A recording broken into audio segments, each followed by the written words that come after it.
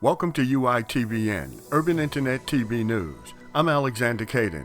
More than a week after Derek Chauvin was found guilty of murdering George Floyd, his lawyer filed a motion for a new trial and alleged there was jury misconduct. The motion was filed after reports that the only juror who has spoken publicly about the trial may have lied during jury selection. The black juror, Brandon Mitchell, has found himself on the defense following reports that he participated in an anti-police brutality march last summer that was inspired in part by Floyd's death. But on his juror questionnaire, he stated that he didn't.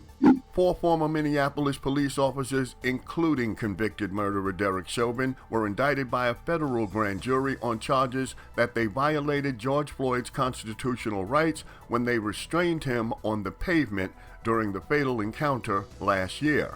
A federal grand jury also returned a second indictment against Chauvin in connection with a September 4, 2017 incident in which Chauvin allegedly held a 14-year-old student by the throat and struck him multiple times in the head with a flashlight.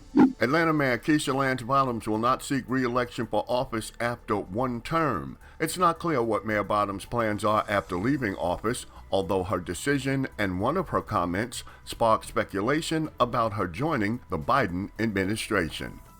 In the same way that it was very clear to me almost 5 years ago that I should run for mayor of Atlanta, it is abundantly clear to me today that it is time to pass the baton on to someone else.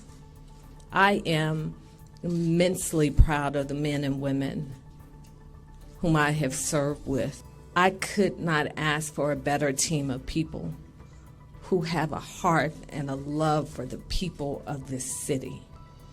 It was in another comment that Mayor Bottoms hinted she may be going to the White House. Be able to represent my city at the White House and the needs of communities across this country, to be that voice is something I'm extremely grateful for. An 8-year-old boy who wore a Black Lives Matter t-shirt to school in Oklahoma was forced to turn it inside out and was punished when he wore it again. Jordan Herbert said her son Ben was told by the school principal at Charles Evans Elementary School to turn his shirt inside out on April 30th. Herbert sent all 3 of her children to school wearing Black Lives Matter shirts. Her middle school-age son was not punished for wearing his shirt, but his younger siblings were. Other children within Ardmore City schools have worn their own Black Lives Matter shirts in support of Ben and his siblings.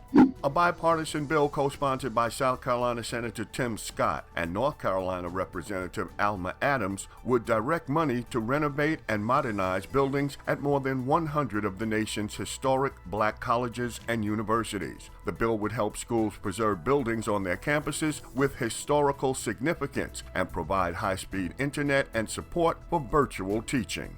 A federal judge has struck down the national moratorium on evictions implemented by the Centers for Disease Control and Prevention during the coronavirus pandemic.